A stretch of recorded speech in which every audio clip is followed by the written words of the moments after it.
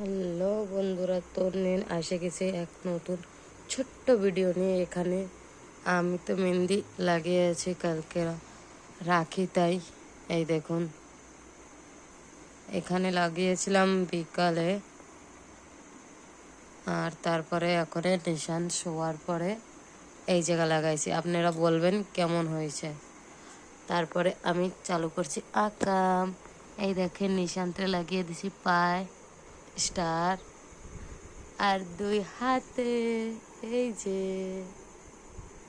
এই হাত, এই যে আর এক হাত। আর আমার পাপ্পা শুয়ে রয়েছে, আর আমি ওকে ভালো মতন মেহেন্দি লাগিয়ে দিচ্ছি।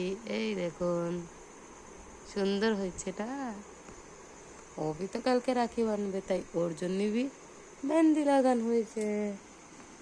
বাই বাই, তো মিলবো কালকে।